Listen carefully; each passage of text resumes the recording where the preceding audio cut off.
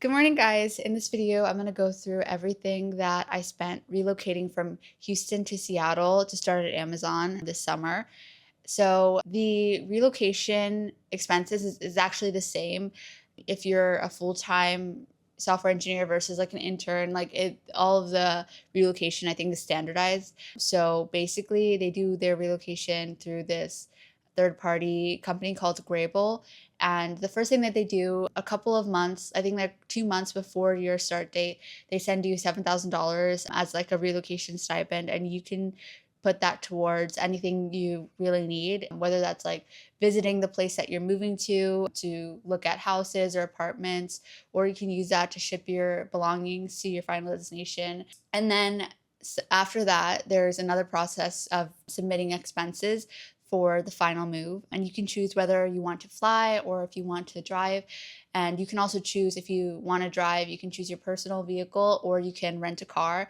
And the reimbursement like varies a little bit based off of that. If you choose to drive your own car, then you get reimbursed based off of mileage. So the going rate, I think, for that is like 70 cents per mile. So that's what you get. So from Houston to Seattle, it was around 2,300 something miles. So I got reimbursed like $1,600 for mileage. And that's like to cover gas, but also any repairs or anything you need to do, like wear and tear. So like for me personally, I have kind of an older car. So like the week that I drove here, I ended up getting like $1,500 worth of repairs for God knows what. But anyways, I needed to do that in order to like drive here safely. So yeah, that's what kind of like the mileage reimbursement will do for you. And then if you do a rental, then they pay for the rental, but also they pay for gas that you need to buy along the way. So yeah, I chose to take my own car. Even though Seattle is a pretty public transportation friendly city, I just so used to having my own car, and I feel like not having one would just make me feel like I'm losing like a lot of like personal freedom. And I want to like be able to go and take little trips outside the city if I want, or go get groceries if I want. Like I just want to have that option. So I chose to bring my car, but you really don't need it in Seattle. So yeah, I take the bus to work most days and things like that.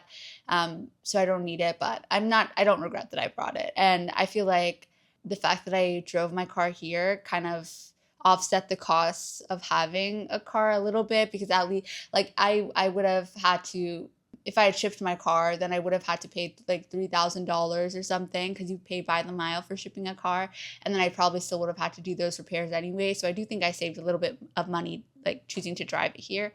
And also I wanted to kind of like make a road trip out of it, because I thought it would be fun. I mean, it was fun, but it was a lot because it ended up being around like a 6-day trip.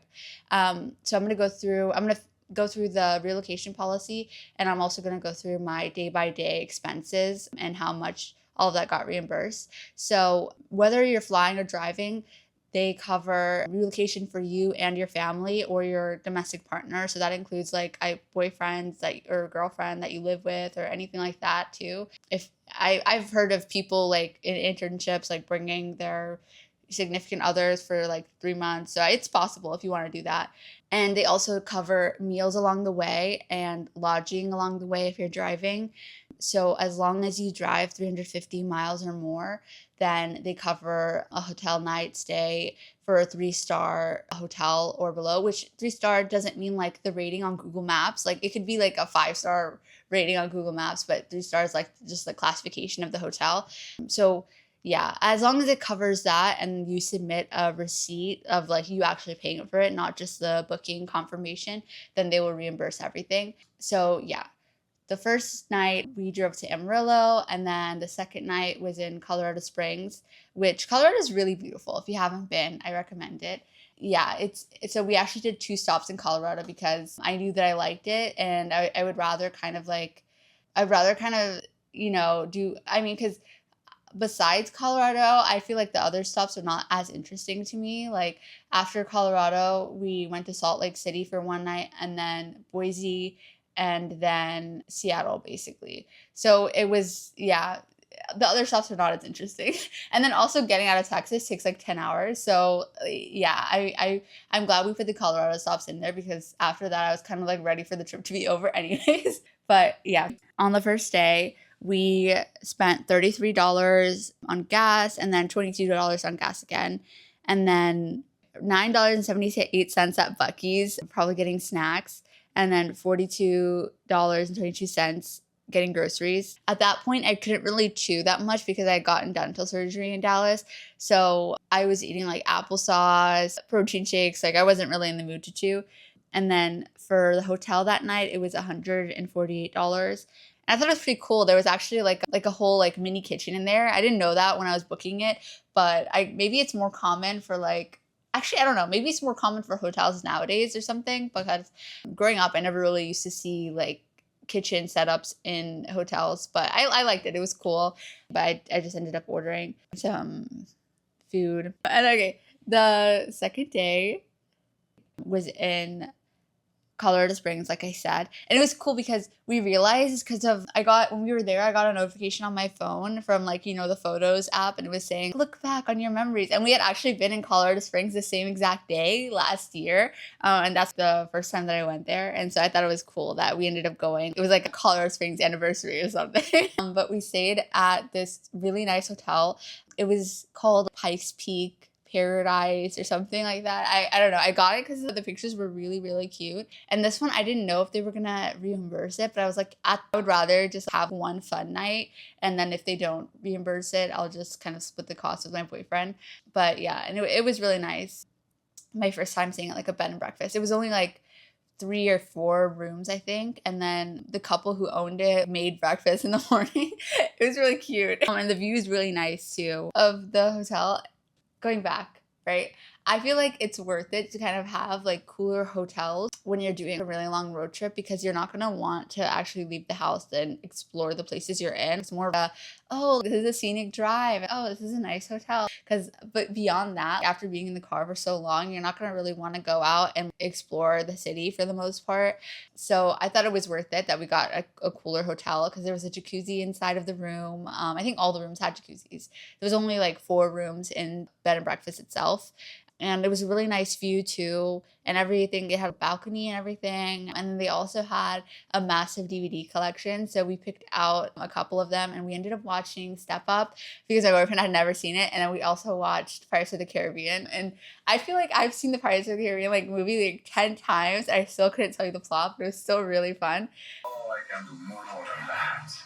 I remember that. Dude, they had everyone in this movie.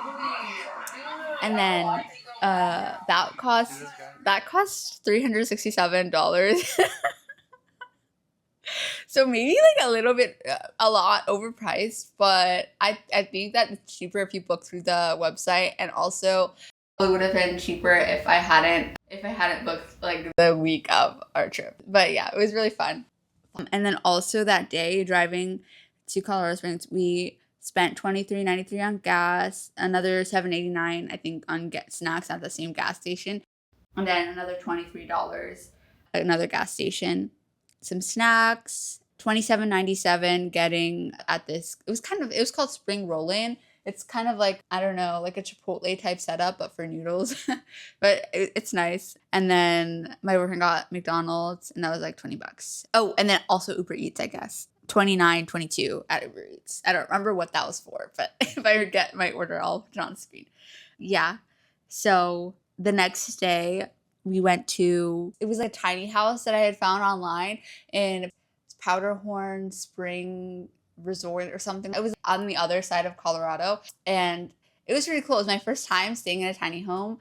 It actually had 4 beds or something like that, because I think it was meant for people who are going on ski trips together. But obviously it was summertime, so the ski resort itself was closed, but it was still a very nice view. Everything. It was a cool experience for sure. And for this night we actually did cook food inside. We just had some mac and cheese because they had a little hot plate stove there, and it was fun. It was fun. And also this day wasn't that much driving because we were just staying in Colorado. So yeah. We spent $33 at Walmart, and the tiny house was $170. And then also in Breckenridge, Colorado, which is a cute little town in the middle of those two places, we got some food, and that was $54. And then we also got ice cream, and that was $8. Because we were planning on staying in going to this hot springs place that was in the middle of those two hotels, but we got there and it smelled really bad. It smelled like sulfur, which I think is normal for a hot spring, but it just smelled really gross, so we didn't want to go inside. And yeah, it just kind of lost its charm when we got there. But the next day we went to Salt Lake City, which I was actually really excited to see Salt Lake City because I'd never been. And I will say the drive to Salt Lake City was pretty because there was a lot of mountains. Like Colorado too, you'll go to a gas station and there'll be a beautiful mountain landscape behind Walmart or something. So that's really nice, but the city itself was really dead. We stayed in downtown in Salt Lake City, in the middle of the city, but there was nobody. We walked around, we got ice cream. Didn't feel like there was anybody there.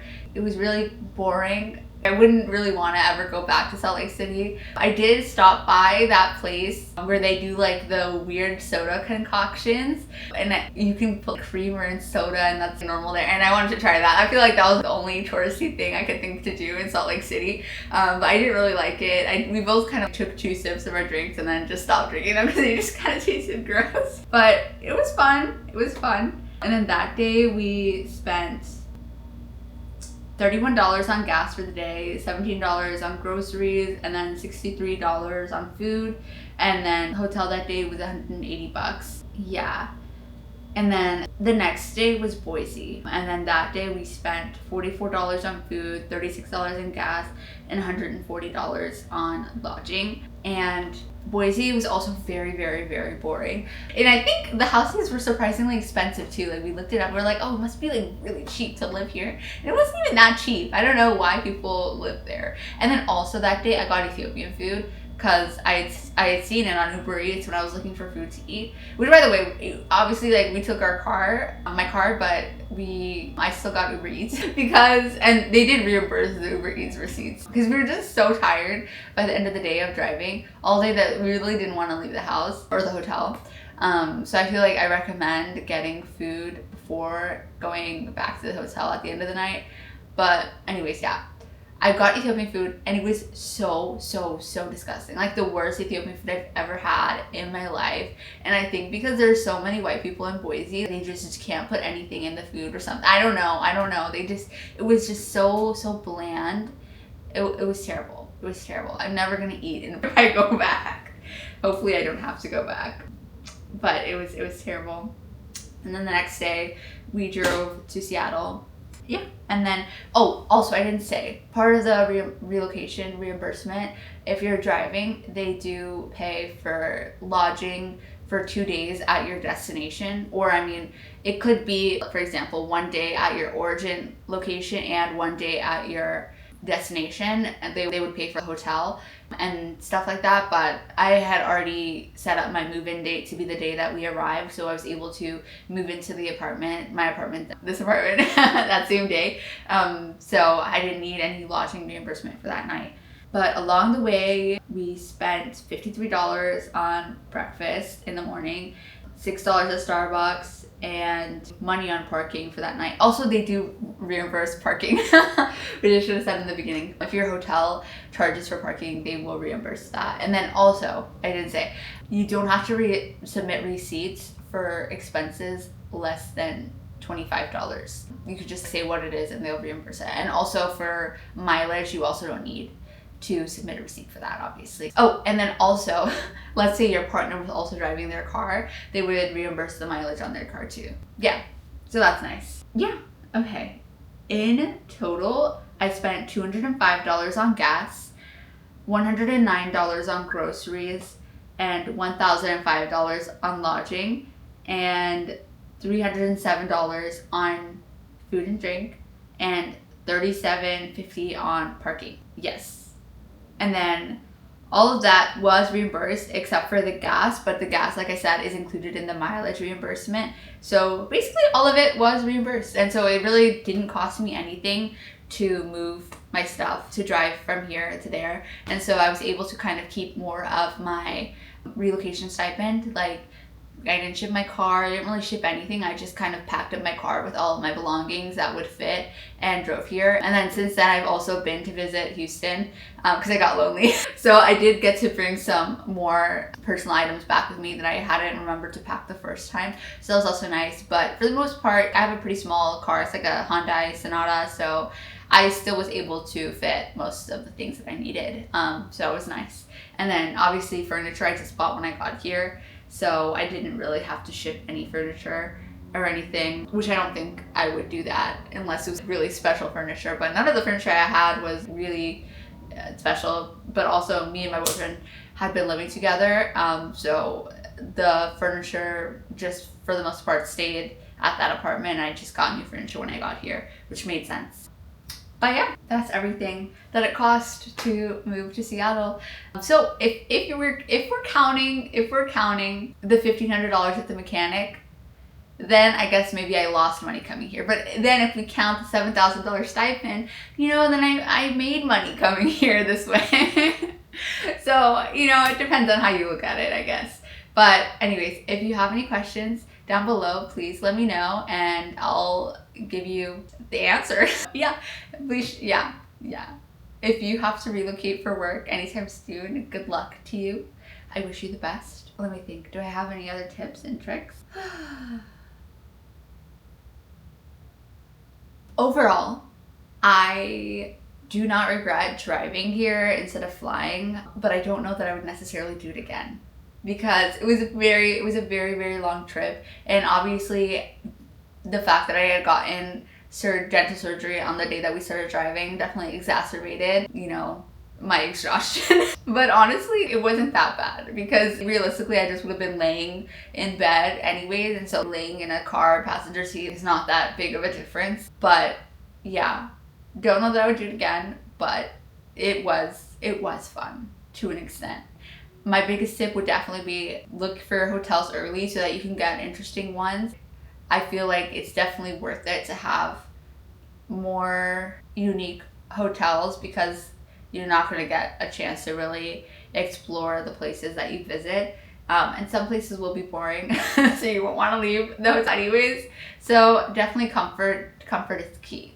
Thank you so much for watching. If you have any questions, please leave them down below. Like this video and subscribe if you want to keep watching. I think my next one will be a video about my internship experience. So stay tuned for that. And thank you for watching. Bye.